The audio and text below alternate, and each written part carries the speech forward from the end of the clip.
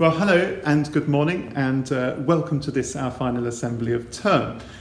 Unfortunately, the fantastic sunshine which has bathed Rossall School for the last number of weeks has left us, and you can probably hear the wind gusting in the background. But this is a time of real celebration as we reach the end of this academic year. What you have achieved is quite phenomenal. You've attended over 15,000 online lessons, you've sat assessments in all of your subjects, your teaching and your learning has continued, and you've continued to inspire all of us with the outstanding examples of your work. And I have really enjoyed looking at the contributions to the Rossall 2-Minute Film Festival. They're outstanding, and they're indicative of so much excellent work that has been completed during lockdown. So well done. But lockdown must come to an end, and we're incredibly excited to welcome you back to school in September, which is where you belong. And we wait for the day when we all become one community again. It's not in the too distant future now. Usually at this time of year, we would say goodbye to a few members of staff who are departing, and we do that in school. Usually I would say a few words in chapel, and maybe we'd have a nice dinner in common room, and maybe a barbecue and so forth to say thank you. Well, that's not possible this year, in much the same way as we've had to postpone our valedictory celebrations for our upper sixth forms. However, I do want to pay a special tribute to a few individuals who are leaving us, particularly Mr. and Mrs. Wallace for their fantastic running of MC House, Mrs. Young, who leaves us to take up a new post in Thailand. I think she's been at the heart of the cultural life of this school for such a long period of time, and all of us are incredibly appreciative of her efforts with the chapel choir, and it's without doubt because of her that the chapel choir is renowned throughout the country as being an ensemble of such a high standard. So we say thank you to them, and we wish them well in their future endeavours. We also say goodbye to Mr. Pillay, and we say goodbye to Mr. De Beer, both of whom are taking up teaching posts elsewhere, and we wish them well in everything that they do.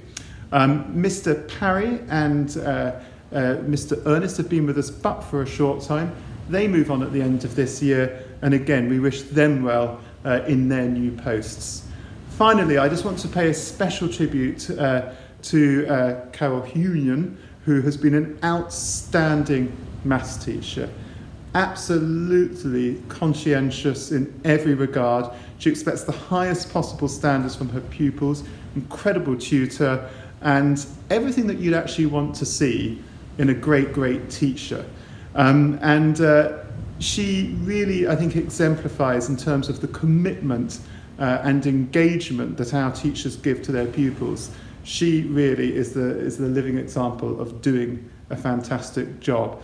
But to all of those who are leaving, we wish you well, and we hope very much that you will remain members of this wonderful community well into the future.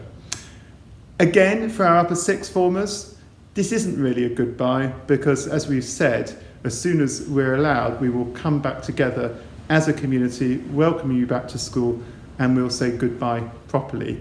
And I cannot wait until that day comes, but it will be in the not too distant future. So wherever you are and whatever you're doing this summer, keep safe, and I hope that you share in my excitement for all that the forthcoming year, 2020-2021, will bring to us. Hopefully it will be a much less eventful year in terms of what's going on in the wider world, but hopefully here at Rossall we will be filled with tremendous excitement at all the opportunities, all of the activities, and all of the friendships which will be renewed once we come together again as one community. Finally from me, I would like to say a huge thank you, particularly to my colleagues on the senior leadership team during this time, particularly Miss Porovic, who has worked so tirelessly to ensure that the curriculum has continuously evolved to take account of the circumstances that we find ourselves in. Many members of staff have worked pretty much night and day now for many months, and I'm sure that you will join me in hoping that they at least get some weeks off this summer so we can all recharge our batteries and come back afresh for the beginning of the next academic year. Thank you very much. Well, hello and welcome to our wonderful dining hall. And what a splendid building it is, although I doubt that you have ever seen it like this before. Not least because the last time that this dining hall was refurbished or redecorated was in 1994, just before the visit of Queen Elizabeth II. The hall itself was built in 1931, so it's 89 years old, and it is reputedly the second largest school dining hall in the whole of the United Kingdom. So it's a very special building. And can I say we are incredibly grateful to the generosity of so many older Rossalians who've donated very generously to the foundation. And it is, of course, the Rossall School Foundation who are funding this project in its entirety. So we are incredibly fortunate to have their support. When you return to school for the beginning of the next academic year, this building is going to look absolutely fantastic. Although I have to say that we're all a little bit nervous about choosing the colour scheme. It's an awfully big canvas upon which we could make a mistake. So we're very nervous in that regard. The man who designed this dining hall was a man called Sir Hubert Worthington. And he came from a long line of Lancashire architects. His father was a famous architect. He himself trained to be an architect, but during the First World War, he enlisted in the army. He found himself at the Battle of the Somme on the 1st of July, 1916, the most disastrous day in all of British military history. It was a day upon which the British Army took no less than 57,000 casualties. Sir Hubert was shot 6 times, but remarkably, he did survive. And when he came home from the front, he took up his career as an architect, and he worked in the office of Sir Edwin Lutyens, who was the chief architect of the Commonwealth War Graves Commission. And so Hubert Worthington, after the Second World War, was to go on to become the principal architect of the Commonwealth War Graves Commission in Egypt, and the wonderful war memorial at El Alamein was one of his designs. I think he got most things right about this wonderful dining hall. The only curiosity which remains perhaps unresolved is the colour of the bricks. The colour of the bricks outside is that very distinctive grey, and I think that's become a real feature of Rossall School and our wonderful square. But of course, when those bricks were laid, the intention was that the chemical composition of them would mean that they would turn red over time to blend in. Well, we're still waiting. And one scientist who came back to school said it would probably take 500 or 600 years. So I'm not sure that we're going to be around at that point. But what I can say is this, is that when you do come back, this hall will be restored to its former glory. So from the dining hall, the next time you see what's behind me, it will look very different once again. As we begin the final stretch towards the long-awaited holiday, we have an opportunity to celebrate the many successes of what has been a very, very unusual term. For me, the highlights include the start of our first ever online exam back in April, the first day that our junior pupils came back to school, the buzz of an online maths revision session with 40 superbly keen Year 7 pupils. Climbing to the top of the clock tower was a particular highlight for me on VE Day. I've met some exceptional students through our online taster classes, all of whom have been keen to join us in September. I had a part in choosing the colours for the much-awaited restoration of the glorious dining hall. And of course, I've enjoyed watching, reading, listening to some outstanding people creations over the last term. I will also remember this term as one where I marvelled at Mr. Quartermain's energy and unfaltering love and commitment to the school community. In the last few months, he has turned his hand to almost anything, sometimes to bring a smile to your faces, and sometimes because that is what the situation is called for. From playing the organ, to riding a hoverboard, to mowing the Rossall lawns, to clearing out the chapel, to dancing, scaffold climbing, singing. Not to mention all of the things that he does behind the scenes every single day to carve out the happy and successful school community that we are all lucky to be a part of. Throughout the term, we have been celebrating our excellent remote learners. The truth is, of course, that all of our pupils make us so incredibly proud. Your engagement, passion, resilience, and heart shines through everything you do. Before I speak about individuals, it is important that you know that the school is a better place for the positive actions of every single member of this community, whether through the way you apply yourselves in class, the cheerful way in which you engage in lessons, the quality of the work that you produce, the way in which you support each other, the honest conversations you have with your tutors, the love, support, flexibility and understanding that you have shown your families even when you have had enough of lockdown. We are so very fortunate to call you Rossallians. Heads of Year have been agonising over nominations for remote learners whom they feel deserve recognition for the work this term. The pupils I'm about to name have been selected for their consistency, ongoing commitment to their learning, or perhaps some truly exceptional pieces of work that they've done. Well done to you all. The pupils are Gigi Brindle-Wills and Hayley Huang for wonderful art pieces in the Living in Lockdown project. In Year 8, we have Scarlet Knight for her excellent work throughout this term.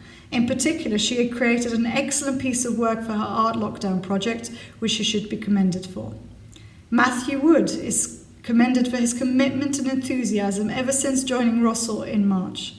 He has shown incredible resilience and produced excellent work this term, including a strong lockdown project last week. Gemma Tarbuck, in recognition of the fact that she will always go above and beyond in her subjects. Her responses to each project set for Project Week were mature, informative and interesting. In Year 9 we have Leonie Bezic and Wesley Franco, and Mrs. Stacker wants to commend them for the wonderful art pieces in the Living Through Lockdown project. In Year 10, we have Connie Lupton for the most outstanding piece of work produced in lockdown as judged by Mr. Shaw, and that is for her composition and performance of her song Quarantine. We have Kai Wagner and Jessica Sanderson for the best time capsule project work. We also have Anna Prem Thamrong Thiti, best organised pupil, a tough standard to maintain throughout the entire term. We also have Taylor Daisy Hoyle for unrelenting positivity and infectious enthusiasm which she undertakes every and any task she is set.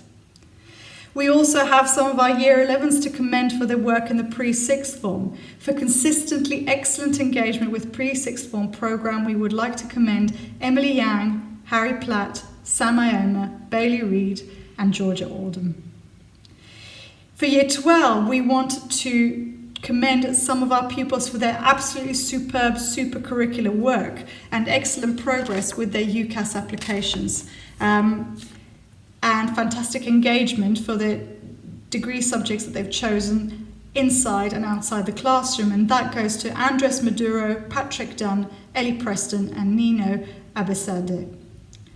Anna Sophia Mako and Taya Milner for their consistency and commitment to their IB studies is also part of the Year 12 awards. They have been particularly conscientious about making a strong start to their internal assessments and have demonstrated tenacity and intellectual curiosity in the work that they have produced.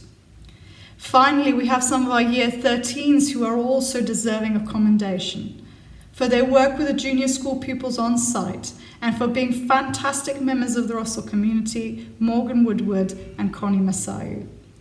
We also want to commend Lex Bilby and Jan Bresseberger for excellent engagement in their pre-university classics lessons with Mr. Clark and Mr. McDowell.